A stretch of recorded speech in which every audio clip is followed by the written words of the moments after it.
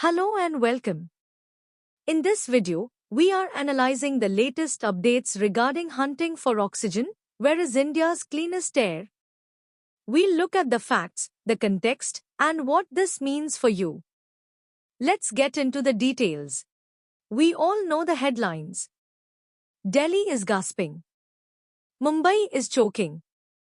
But in a country of 3.3 million square kilometers, surely there's a place where you can still take a deep breath without checking an app first? Today, we are going hunting for oxygen. We aren't just looking for a holiday spot, we are looking for the data. Where is the cleanest air in India right now, and more importantly, why is it there? Let's start with the basics. When we talk about clean air, we usually measure it by the AQI, Air Quality Index. An AQI under 50 is good. Anything over 200 is bad news. So, where are the green zones? The leaderboard, 2024 to 2025 data trends the Northeast champions. Aizwal, Mizoram consistently the gold medalist. It often records an AQI between 10 and 20. Gangtok, Sikkim frequently stays in the good category, 50.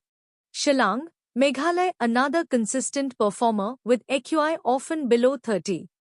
The southern sanctuaries.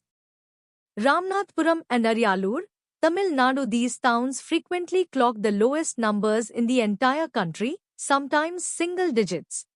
Karnataka nestled in Coorg, consistently breathable. Thiruvananthapuram, Kerala for a capital city, its air is remarkably clean, hovering in the satisfactory to good range. Now, let's level up. Why do these specific places win? It's not just luck, it's geography. The ventilation factor. Think of North India, the Indo-Gangetic Plain, as a soup ball. It has the Himalayas on one side and plateaus on the other. In winter, cold air sinks and traps pollution inside the ball. This is called the lock-in effect. Compare that to Chennai or Thiruvananthapuram. They are coastal. They have the sea breeze effect. The sea acts like a giant fan, constantly blowing fresh air in and dispersing pollutants out. They have natural ventilation. The elevation advantage. Places like Aizwal and Madikeri are at high altitudes. Pollutants like heavy particulate matter often settle closer to the ground due to gravity.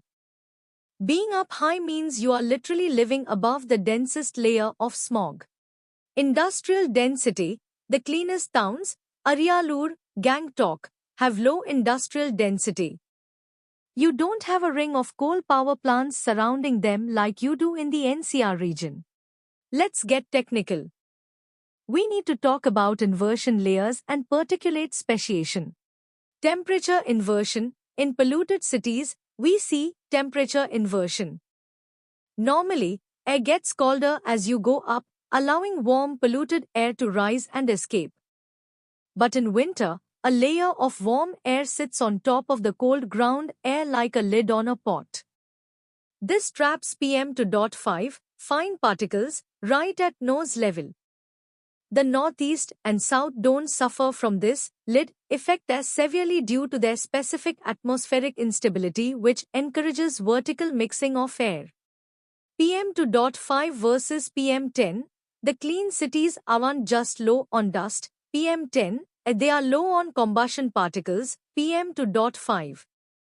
In Aizwal, the lack of vehicular congestion and crop burning means the chemical composition of the air is fundamentally different. It lacks the nitrates and sulfates found in Delhi's air. The rain scrubber. This is the wet deposition effect.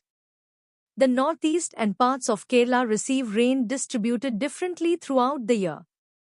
Rain physically washes suspended particles out of the air, acting as a natural air purifier.